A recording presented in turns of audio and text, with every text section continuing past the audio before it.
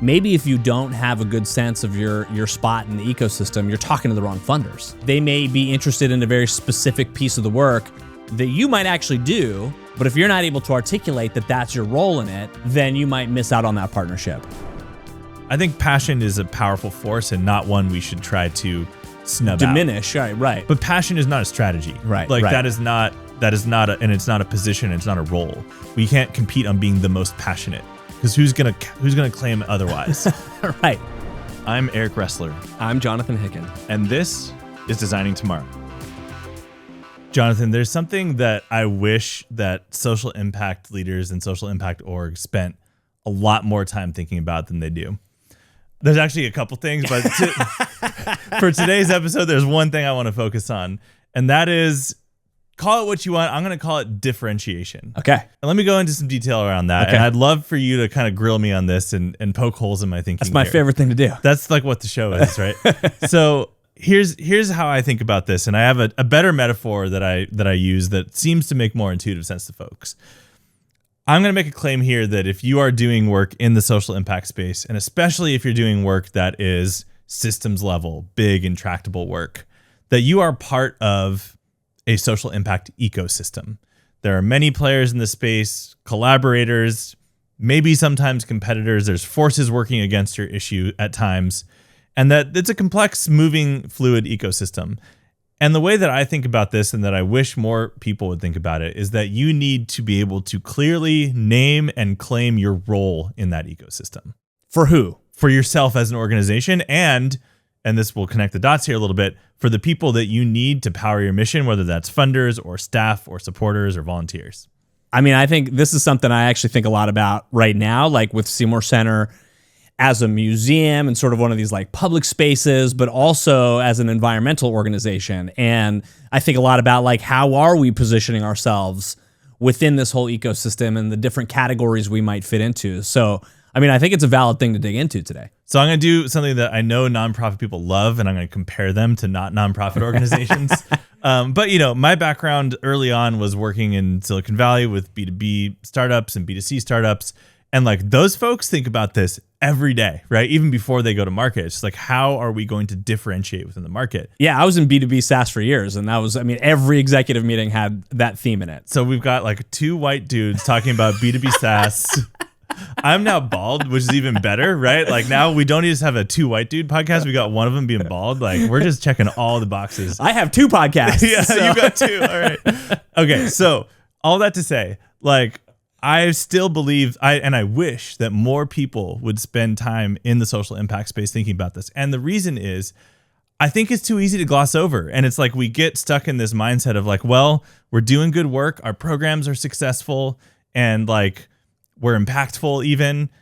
Maybe even we're doing pretty well from a fundraising standpoint. But I say like, not enough. And I also say, usually if you haven't done this work, those first few things are likely not to be true. And so when you go into a potential funder meeting, one of the things the funder is going to be asking is like, why support you, right? And I think a lot of times folks in this space think about that as like, why support me? Like, what's my credibility? But I actually think most, especially savvy funders, are thinking about, why are you the right fit to solve this problem against other people also working on that problem? Yeah, this is interesting because I do a lot of the fundraising and major donor foundation, et cetera. And, you know, I often think about myself as like a philanthropic matchmaker. Yeah, exactly. Right? Where I'm like, I just want to match this funder with whoever's going to do the work that delivers the most impact.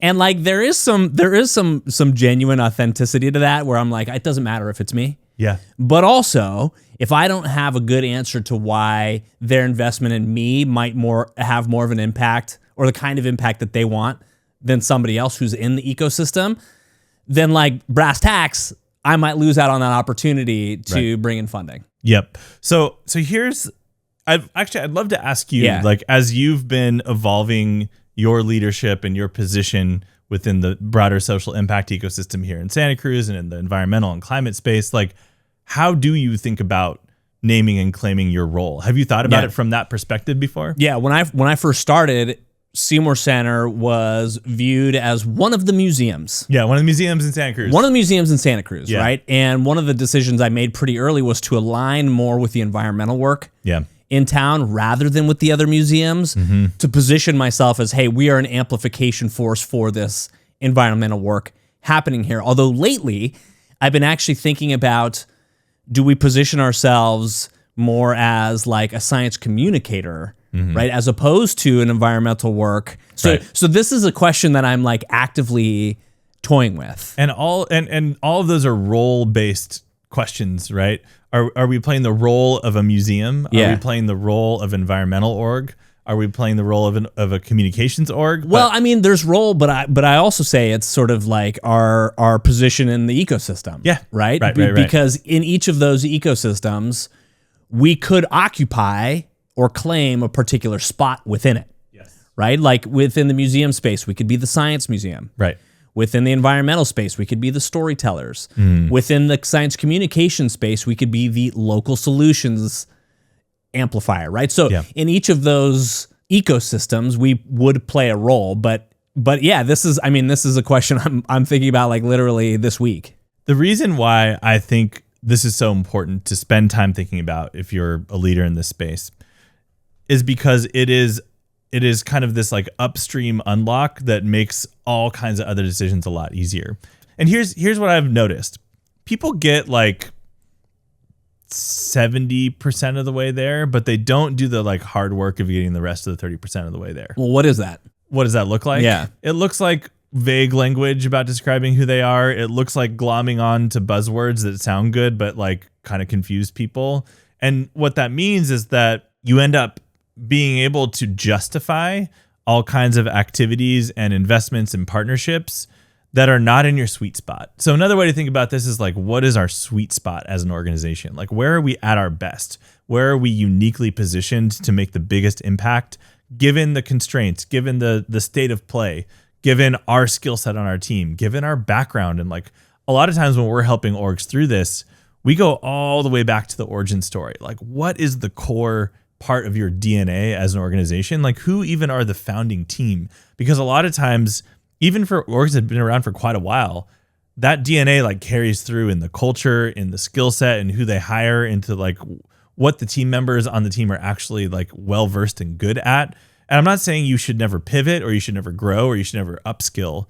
But what I am saying is that you need to have a very clear sense of like, what is our sweet spot? Let's unpack like the implications of doing this well versus doing this poorly. Okay. So I mean, you alluded to one already. Like, are you missing opportunities to bring in funding? Where my mind goes on that is like, maybe if you don't have a good sense of your spot in the ecosystem, you're talking to the wrong funders. You might be talking to the wrong funders. Yes. Right? That they may be interested in a very specific piece of the work that you might actually do, but if you're not able to articulate that that's your role in it, then you might miss out on that partnership. So that's one flavor. Yeah. Another flavor is you are talking to the right funders, but they don't know it and you don't know it, right? In the sense that like, okay, I can see a potential here, but you don't ever quite get over the finish line. You have a lot of conversations. Those feel good, but you never get the check, or you get a check that's, a third of what you wish it could be, because there's not enough clarity around like what funders want. Is they want confidence and clarity that their investment is going to lead to an impact, right? In the best case. So, one of the things that goes through my head just in my executive director roles is like, I have to find this balance between like painting this big vision, right? Painting this big reason why our work matters. The risk in doing that, of course, is that you go so big or so vague that actually you lose the clarity in what impact you're actually delivering and what your role in that ecosystem is. The risk of going too small is like, well, that problem doesn't sound like it matters too much. Yeah. So for you, where do you draw the line in terms of claiming your spot in the ecosystem when it comes to sort of the spectrum of size of problem, if you will? Yeah, there's a framing art there, I would say. It needs to be rooted in truth, right? Like at just a baseline. Like, I'm not suggesting that listeners take away from this is like, I'm going to go find the biggest, boldest way to tell my story and like stake a claim, because like there is a believability element to this. And this especially becomes relevant if you're working on a complex systems level problem where the solution or the desired future state is this major thing that's going to require multiple organizations, public private partnerships, sometimes even like multiple states or communities to come together to solve. So what I would say is it needs to be rooted in truth, A. And the story can go something like this. Like, hey, we envision this kind of world. Don't you also, funder or whoever we're talking to? Yes. Well, we see one problem in us getting there is this particular thing, and we tend to be really good at that. That's our focus. We believe X, Y, Z, and this is the solution to that. There's other partners that matter in this, and by the way, we're doing this cool initiative with that partner who's really good at this thing. But this is the thing we're uniquely positioned to do. And we need to now be able to make a case, and now we're kind of coming off the dialogue here for our listeners. We need to be able to make a case that like this part matters, it's important, and it's distinct enough that like we can make a meaningful, believable claim that like we are positioned to do that part better than anyone else. So it's actually not like my framing of this is like the size of problem spectrum is actually kind of a red herring. That's not really the way you're thinking about it, right? It's like with clarity in your role in the ecosystem actually delivers meaning, like delivers weight, delivers sort of a sense of real possibility in the impact. I think that's right. And Yeah. I mean, the scale of the problem is highly dependent on what kind of org you are, right? Like even to use the Seymour Center as an example, you've made a strategic choice to kind of draw lines around Monterey Bay as like kind of and like Santa Cruz specifically to a degree, the scope and scale of your focus as an organization. On your shirt right there, that is literally the scope of what we're doing, right? Science Solution Santa Cruz for Yeah. people who are listening. So thanks for the shirt, by the way, man. You're welcome. Looks good on you. So it kind of fits, right? We're like, hey. Okay, so in that way, though, like you do have impact outside of this role you have here. Yeah. But like that's part of your sweet spot, right? It's one element, one ingredient to how you claim and name a role within a broader ecosystem. You're saying part of that is our region, a regional focus, which can be totally legit. You brought up this idea of, or you alluded to a moment ago, this idea of like the other players in the ecosystem. And I think what's unique about social impact versus, say, the private sector is that it's actually important, I believe, to be in dialogue with the other people in the ecosystem, right? Because those funders are talking to everybody. Yep, 100%. And if in talking to everybody, they don't actually like put the pieces together for your role in it, it actually, you have this risk of being less credible because you don't exist in a vacuum in these funding conversations. So you need to make sure, in fact, in some ways, that your partners in that ecosystem are also bought in to your role in it all. Yeah, which I think this is an interesting distinction between like, the private sector and the social impact sector is like, we're not really competitors. Like even if we're competing for money, we're all ideally working towards the same thing. Now there's exceptions to that when you're on different sides of any kind of like issue where there's like anti-climate people or anti-whatever issue. That's a good point. But when you're talking about allies, let's just use that term. Yeah, I think that's a good heuristic is like to think about, okay, what if the funder I'm talking to also talk to everyone else in our space? What are we going to say that everyone else is also going to say? Great. Might not even be wrong, right? But how can we help a potential funder or supporter make the best decision, right? And that might even sometimes be, oh, well, we need to fund the Seymour Center and this other org, right? Because they're intersectional or because they're collaborative or whatever it is. But it's such a more compelling story, a more honest story, and I think a more persuasive story when you can say, hey, this is the thing, this is the role we are best at, we're uniquely qualified for. And it takes you out of this mode of this like trying to impress, right? This like talk yourself up or look at all of our impact, and all that stuff matters too, right? You want to be good at impact storytelling and having credible proof points and all that good stuff. But like if you have this framing of being clear and convicted about your particular role and the way that you think about that role, and you can tell that story to a potential funder, I think it's a way more powerful story. I mean, I have some theories about why we don't always do that. always do this. Yeah. But from your seat, having talked to however many dozens of organizations you've worked with, like why do you hundreds? Yeah. Why do you think that happens? Or like, what do you think is the main block for an organization going where you need to go? Well, what I'll say is this is not a universal problem, but it is a pretty persistent one. Like I see this pattern a lot. And I see it with orgs who are new, and I see it with orgs who are like by many metrics like pretty successful and have been around for a long time. So for the new orgs, I feel like it is, or maybe like a new chapter of an org or whatever, it's an uncertainty. It's a like unprovenness. It's like, we don't actually know what our role is yet. We're still figuring that out. Like, here's what we've done in the past, even maybe on different teams. We're starting this new org, or it's like the space is changing, so we don't quite know what our role should be. Maybe the role it was is no longer like relevant. And then for orgs who have been around for a long time, what often happens is they start to see the full intersectional scope of the problem, and they tend to try and solve more and more and more of it. And I think that sometimes can work if you're a big enough org and you start to break it down into divisions with like multiple teams, where you're almost like a federated or like a multidisciplinary org that has like unique teams for unique programs or portions of the role. So you have to also, like, to me, like one litmus test of this is just like believability. For the size org that you are and the level of ambition that you have and the scale and the scope of the problem, is it credible for you to claim that role? And because like at some level, it has to kind of pass that litmus test. A savvy funder is going to be like, okay, you're a X $1 million a year org in this space saying this is your role. Does that pencil out? Like, does it pencil out for me? Do I believe that you can do that?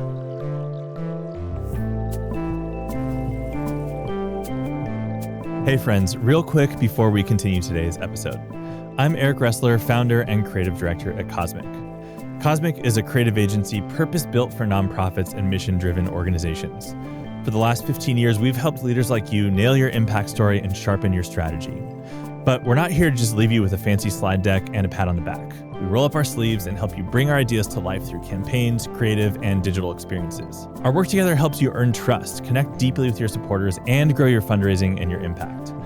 If you value the thinking we share here and want it applied to your biggest challenges, let's talk at designbycosmic.com. All right, back to today's conversation.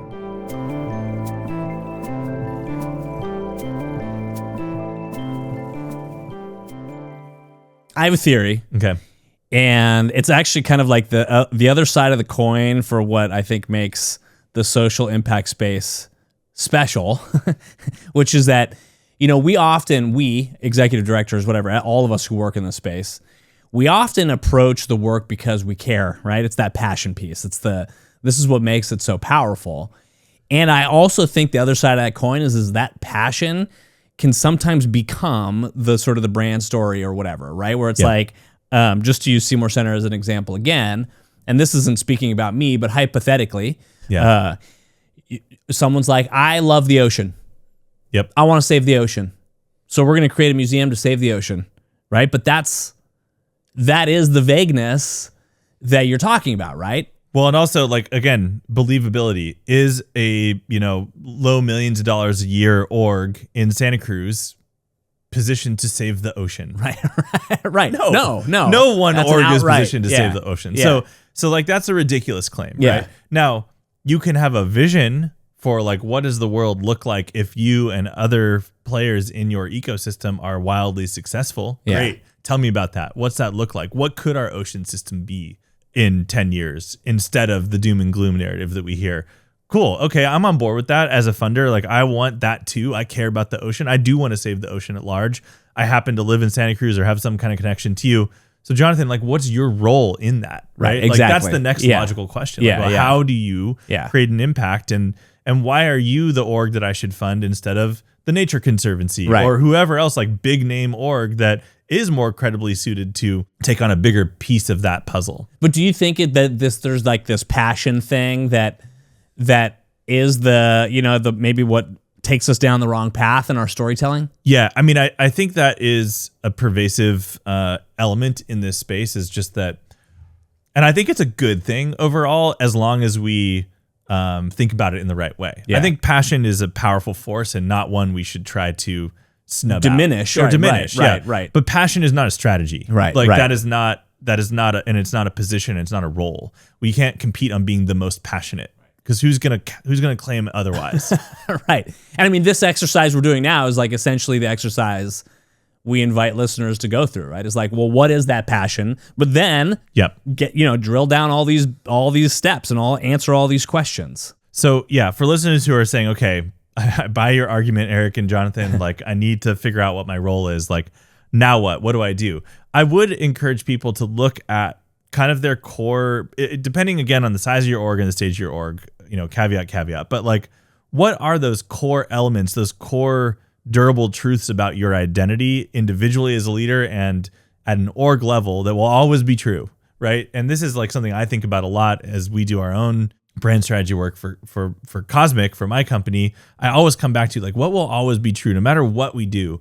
What will always be true about like our organization? And there will always be some kind of design element to what we do. No matter how much deeper we go on strategy, no matter how we change our operating model, our engagement model with clients, like design and design thinking and that mindset will always be part and like true to the core of how we do our work at one element in one way or another, right? So that's just like one example for me. For you, it may be some of your beliefs around like place-based change or just based on past discussions we've had. But I mean, what else comes to mind for you? Yeah, like we have a beautiful building on the ocean. Yep. Right? Like that will always be true. Yep. We exist in Santa Cruz. That will always be true, right? Yes. So these are just some of the things that would be the core truths for us. So distill down to some of your core truths about the elements of your identity and your organization that are durable, that will always be true, or at least for the foreseeable future will always be true.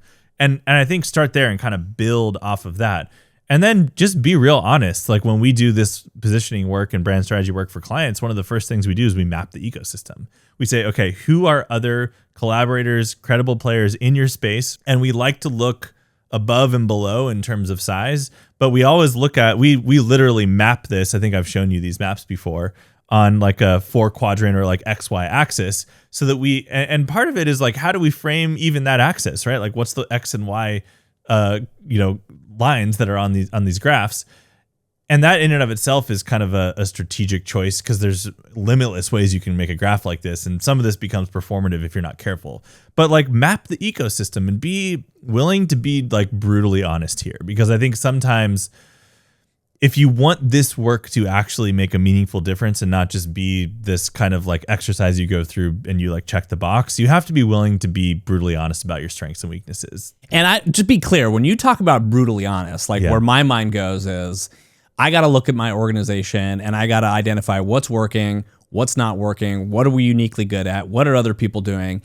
And then the sort of the next thought in that from an executive director's chair is like, what does that mean for my people? What does that mean for my people? Yeah. Right? Like, I mean, honestly, that's where it goes, because if I'm being brutally honest, what I'm thinking about is programs that should or shouldn't exist. Sometimes it's that, right? Or people who need to be upskilled or who maybe aren't a good fit once you have that clarity. Yeah. But I think honestly, as much as that can be difficult from a leadership standpoint, avoiding that is not a good strategy long-term either, right? Oh, absolutely not. No, I mean, that's how organizations get stuck, right? Yes. For decades on end, is because they haven't made those. Maybe they're aware of. They usually are. Yeah, their ecosystem, but for whatever reason, they're not willing to act on it. I've seen different versions of this, but back to the brutally honest example. Like, so part of it is like, is it the people? Is it the programs? I think brutally honest really means like being clear-eyed about where are we actually tangibly, measurably making an impact, and where is it more aspirational, and like where are we on the trajectory of our vision, right? Because usually you're midstream on some strategic plan or some kind of growth plan. And I think you need to be brutally honest about like, when we think about our unique strengths, our sweet spot, what is truly in that and what starts to kind of like be on the outskirts of that. And I'm not saying you need to focus down to like, we do one thing and we do it perfectly. Like sometimes that's a good strategy, sometimes it's not. I think about this kind of like a bullseye, like what's in the absolute middle, and then what's in the first rung and the second rung, and what's off the board, right?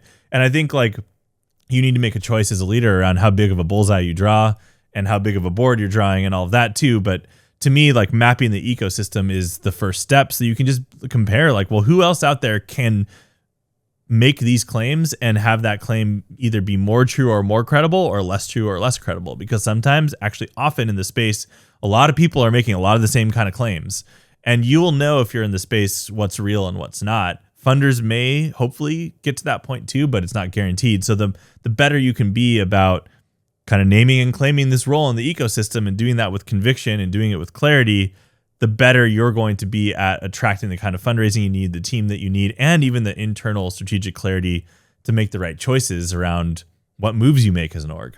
All right, so we've got being aware of and being brutally honest about your core strengths and weaknesses. We've got mapping the ecosystem. What's left? So to me, if you have those two ingredients, you've got at least a pretty good start. Now you need to be able to craft some kind of narrative that goes something like this. And this isn't forward-facing messaging, but because we have these core strengths, we can claim this role in the ecosystem. And because we can claim that role, that helps the cause at large because XYZ. That's a horrible messaging, but like logically, you need to be able to tell some kind of story like that. And I'd say then you actually need to go like road test that, right? Yeah. Like this is where you'd actually go to the people in your ecosystem. Yep. And either directly or indirectly, just pressure test that. Like, is this different than them? Yep. Does this accelerate what they're doing, or was what they're doing accelerate what I'm doing, right? Do we have that positive feedback loop? Yeah. And so now let's talk about how do you know if you have chosen right or if it's working? So how do we measure this when we do this work with clients? Like none of this is breakthrough, but it still leads to breakthroughs. And what I mean by that is like we will literally interview. We do 360 interviews on leadership and on stakeholders who are closely tied to the org, board members, partners, et cetera. And we ask some of these questions. What is XYZ's role in the space? And we look at how much coherence is there in those answers. Now, look, this data is going to be messy. Some people are going to be off their rocker and just have this weird zany answer that's influenced by their own, whatever, no matter how good you're doing as an org. But you start to see patterns emerge. And the patterns are either creating something that feels like a coherent blob or there's like a complete scattershot or somewhere in between. So when you start to map those, you should start to see some kind of pattern forming. Similarly, we'll run just like basic surveys, even with supporters, and say like, hey, how do you think about the org? What do they do? What's their focus? Why are they different than other people? We do this all the time. And the answers we get can be like so insightful because you can see how people are perceiving you as an organization. Now, here's a caveat. If they are not perceiving you well, is that because you've not done a good job strategically at being able to name and claim a role in your ecosystem, or is your messaging or your communications or your distribution of that story broken? Both can be true. One or other can be true. So just watch out for that to our listeners. How would you rank this? Kind of going back to our like strategic tier ranking. Like, when do I do this? And is there ever like a good or better or bad time to be doing this exercise? So I think anytime you are making major strategic choices as an organization, so like let's talk about what some of those moments might be. New executive director coming in, major milestone as an organization, any kind of transformational or pivotal point, new strategic plan being sunsetted, new one being built. Like anytime you're making big moves or big choices or decisions, it's worth checking in on this. Hey, is this still our role in the ecosystem? Should it be? The other thing I would point to is like, did the ecosystem get disrupted? Right, Which is it's like different. Everyone in the world right now. Yeah. In one right. way or another, if you're in this space. So like, is the funding landscape different? Is the issue landscape different? Like anytime there's a disruption to the state of play is the term I like to use. It's worth double checking. Is this still the right role for us to play? And you have to use your common sense and your best judgment around like, I do not recommend that you pivot this role all the time because then you're never claiming it, right? And then people get confused because they're like, wait, I thought you were this org and now you're saying you're this org. And like, you only get to do that so often because part of this is you have to build a reputation. So you have to use your best judgment around like, when do I sit still on this? And when is it the right time to make a pivot here? How big of a pivot are we making there? But yeah, I would say like any of those kind of like major strategic moments, either because of internal pressure or external kind of like state of play change that's happening. All right. So what did we miss? I mean, I would say like if you're about to start an org, if you're a listener or thinking about starting an org, this is, in my opinion, crucial. Yeah, this is like kind of step one. Almost. Like what role, and like, should I even start an org? Right. Yeah. Are there 7 orgs already kind of in this space that I should just be joining or supporting? Or, there's a lot of talk right now about like mergers and acquisitions. Like this is one of the reasons why is like there is frankly a lot of redundancy in the space. Right. And you're like, I go through that whole exercise and I don't actually see the role I can claim. Great. Like, okay, let's merge or let's sunset or whatever. Yep. Right. Yeah. So I would say like that would be another time if you're just starting an org where you like really need to look at this. So yeah, I mean, I feel like this is this is really important, and you could describe this as positioning, you could describe this as differentiation. I've found that the metaphor of our role in the ecosystem is easier for folks in our space to grok. And I think it's actually a better way of thinking about it. So I'm glad to riff on it with you today. Yeah. There's other episodes we can link to around some of these topics, but Jonathan, this was fun. Thank you, man. Thank you, Eric. If you enjoyed today's video, please be sure to hit like and subscribe, or even leave us a comment. It really helps. Thank you. And thank you for all that you do for your cause and for being part of the movement to move humanity and the planet forward.